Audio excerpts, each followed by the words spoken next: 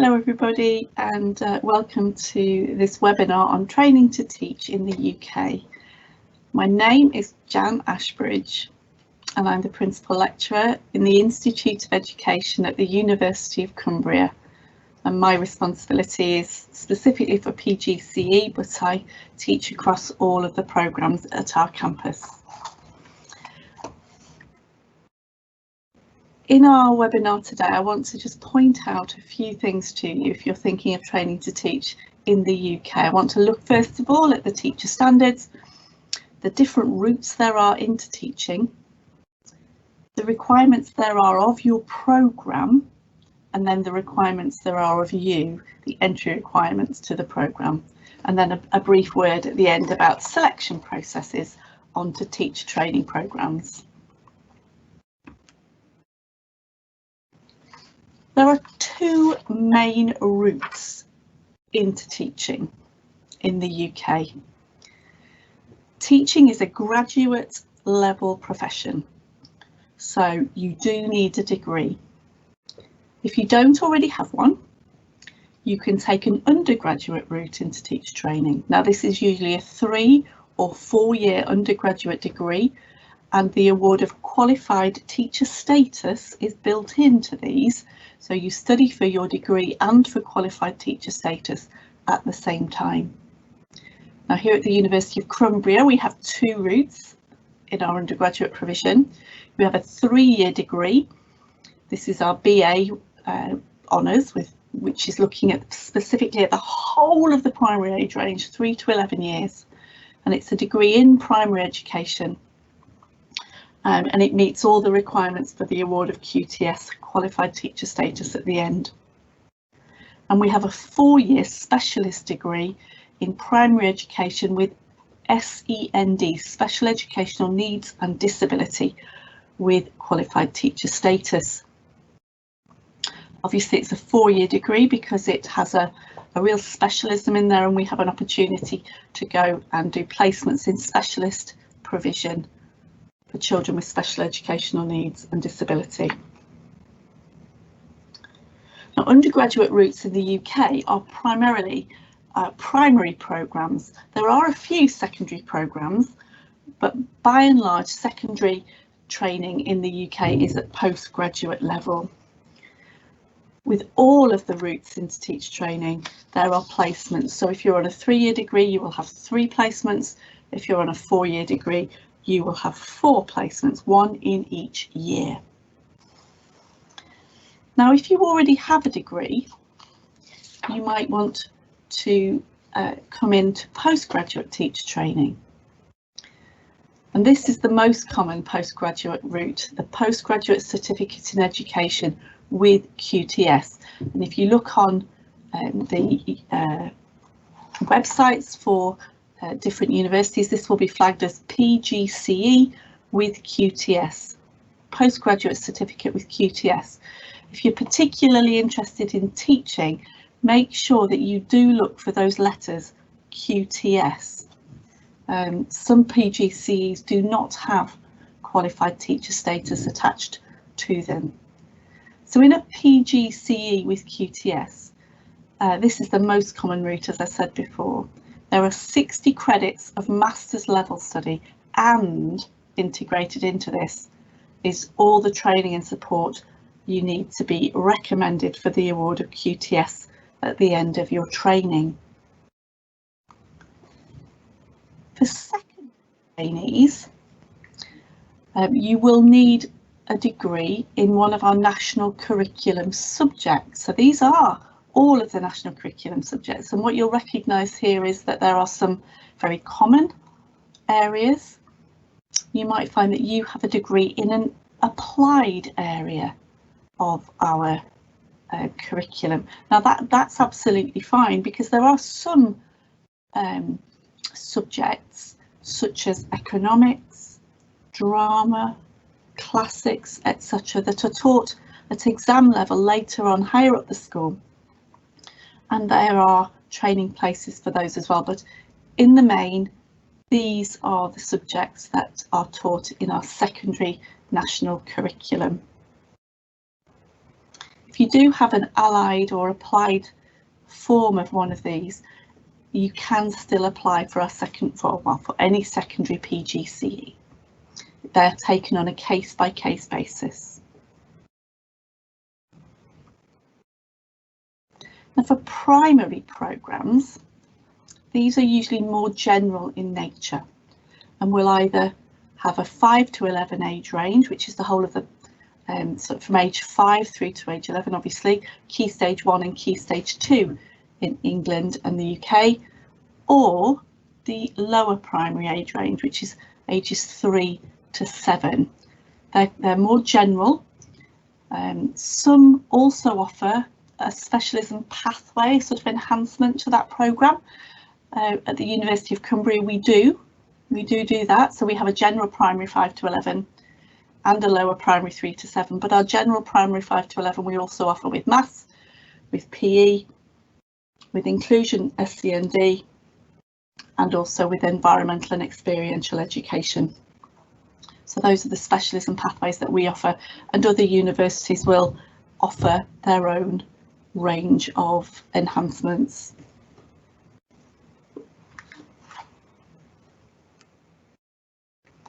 I want to take a moment now to think about the course requirements, because any programme, undergraduate or postgraduate, that leads to the award of qualified teacher status must provide some opportunities, and this is mandatory as regulated by the Department for Education.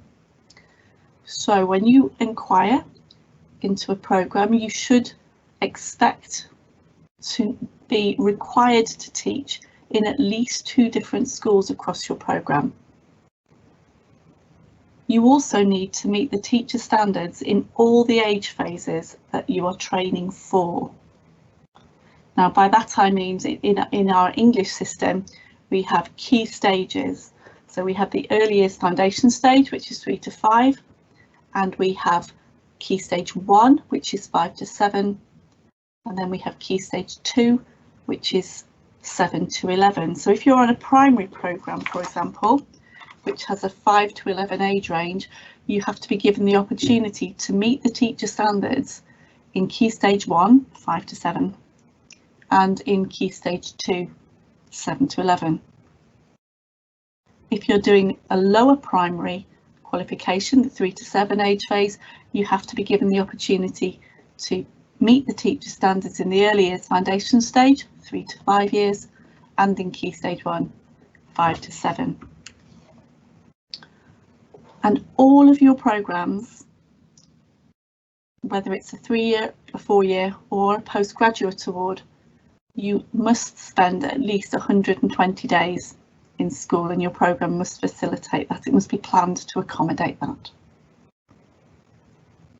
Your placements while you are training, the DFE require that they take place wholly or mainly in England. We do have some students that study with us from other places, other parts of the UK, for example, but also other parts of the world, and there are certain places where we can facilitate other placements, but remember that your placements must take place wholly or mainly in England. Now, I've mentioned several times the fact that we have teacher standards. Now, our teacher standards are set by the Department for Education, and all teachers in the UK are required to demonstrate that they have met the teacher standards by the end of their programme. As I mentioned, these are set by the Department for Education and are common across all age phases. So whether you're working with the nursery children age 3, or whether you are working with sixth form students age 17 and 18, and everything in between, the teacher standards apply. And you are required to evidence and meet these before you can be awarded qualified teacher status at the end of your programme. And if you look through, I don't think there's anything there that you wouldn't expect. We have high expectations. We need to be inspiring, to motivate and to challenge our pupils. We need to be able to ensure that we are promoting progress and really high outcomes for our children. Our curriculum knowledge and our subject knowledge should be good, and we should be able to plan and teach well-structured lessons so that the children make progress. Our standard 5 is all around those children who have additional needs, so we need to be able to respond to the needs of the children in our class and adapt the way that we teach, the strategies, the resources, etc. And part of that is assessment. We need to be very good at assessment and be able to feed that in to our planning and also the way that we adapt our teaching. Crucial to the role of the teacher, standard 7, is being able to manage behaviour, making sure that children are safe, that their environment is safe, and that they are physically and emotionally able to learn. And then standard 8 is about fulfilling our wider professional responsibilities. So understanding what a professional is, being able to keep up to date with our subject and professional knowledge, for example. It may also involve safeguarding, those sorts of things. And you can see that all of those are actually interweaving with each other to create a really firm basis on which to start your teaching career.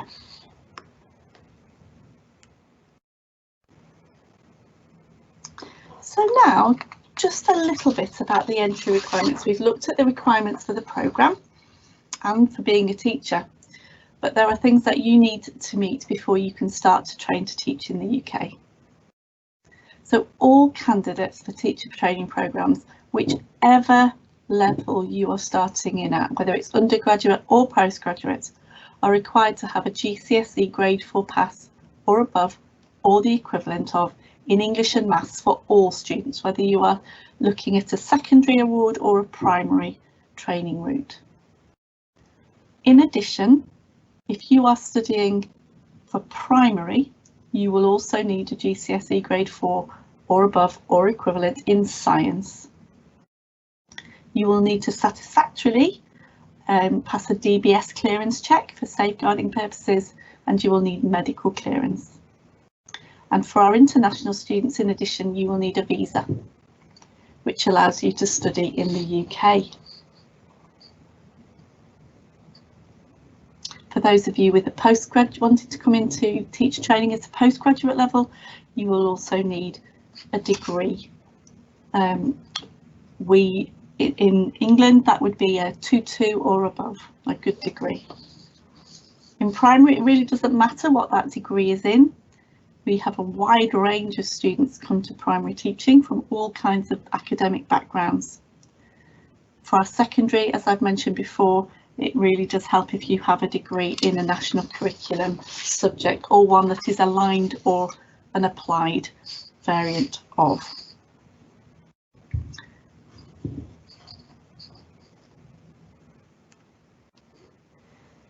There is a really rigorous selection process for teacher training programmes, so it's worth having a think about what we're looking for. What is it that universities are looking for in candidates who are coming forward to train to be a teacher? Some of the words on here hopefully resonate with you. You think, yeah, actually, I do have a lot of enthusiasm. I am really creative. I'm passionate about my subject. I feel I've got those personal qualities of patience, commitment, and my subject knowledge in my area is really strong. Some of these are harder to really evidence and provide examples of. So adaptability, resilience, empathy. Now at the moment, particularly at the moment, given the COVID crisis across the world, our children in school need and deserve teachers who are able to really recognise what's going on in their lives and be able to support them. So that empathy is crucial. Be able to adapt your teaching to meet their needs, to be able to care and show that you do, that you respect those children and take their lives very seriously. Having said that, it's also a very challenging time for our teachers in school as well, and will continue to be for a number of years, I think.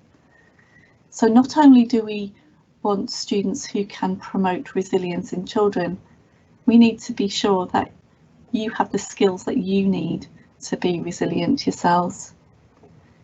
If we recommend someone for teacher training, actually we want them to enter the workforce and continue into a successful career. We don't want you to crash and burn. So being able to think, am I resilient? How can I demonstrate that? What examples do I have? So when you're writing your letter, your application for teacher training, when you're writing that personal statement, we will be looking at all of these qualities, skills, as well as your entry requirements, you know, the certificates, if you like. Being able to have, you know, to pass a GCSE or a degree or the equivalent thereof is not enough on its own. You really do need to consider your skills and your qualities and be able to evidence those in your letters of application. Teacher training is a challenging career, let's put it that way, and you need to be sure that it's really what you want to do.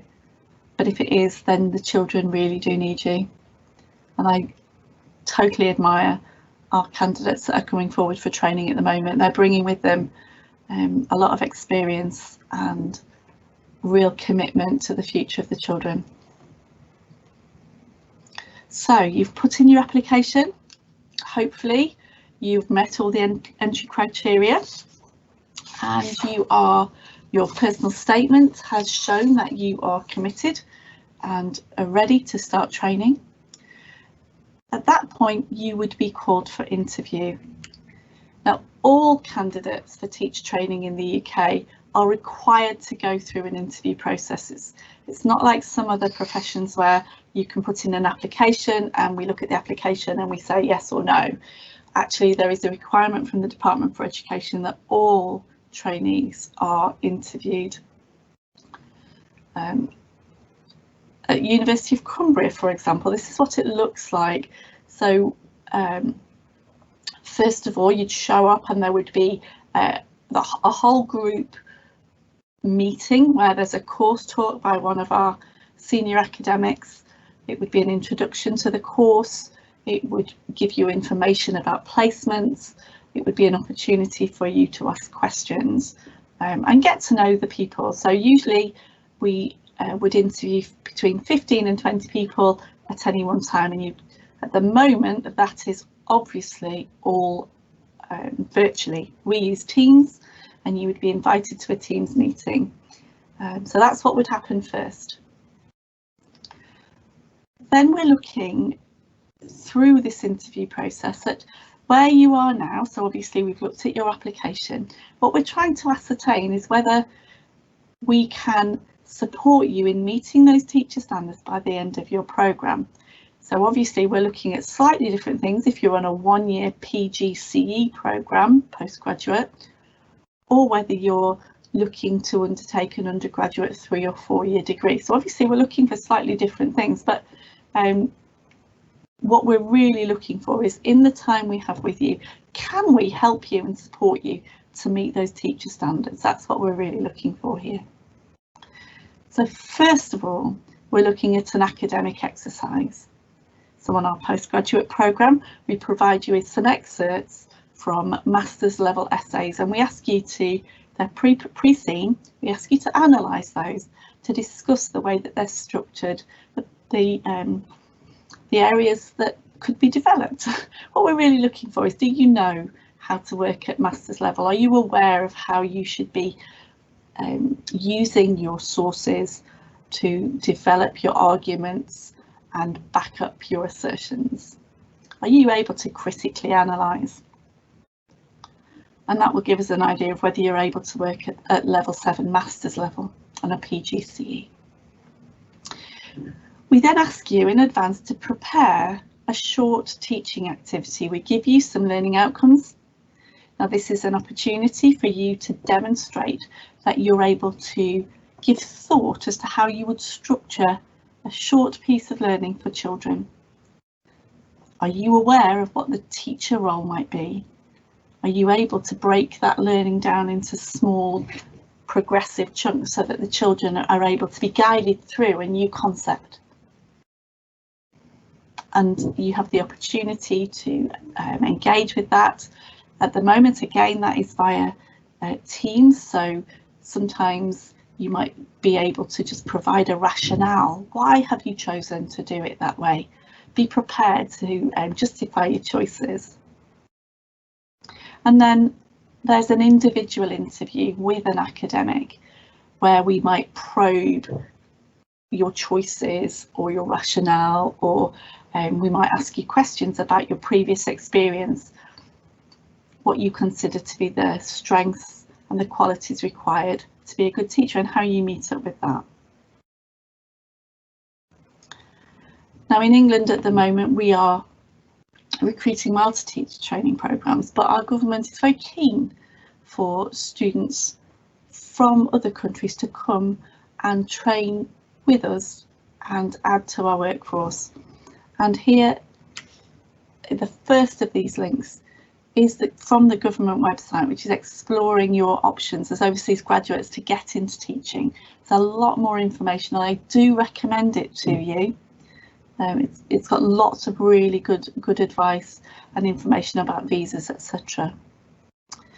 For those of you who are wanting a little bit more information about the teacher standards and what you would be required to evidence and meet by the time you finish your training, that second link is to those teacher standards, so you can have a good look at those. So I come to the end of my presentation here. I hope you found it helpful and interesting. If you require any further information, please do get in touch with us at the University of Cumbria, and myself or one of my colleagues will be really happy to help you. Thank you for coming to watch this today. It's been a pleasure. Thank you very much.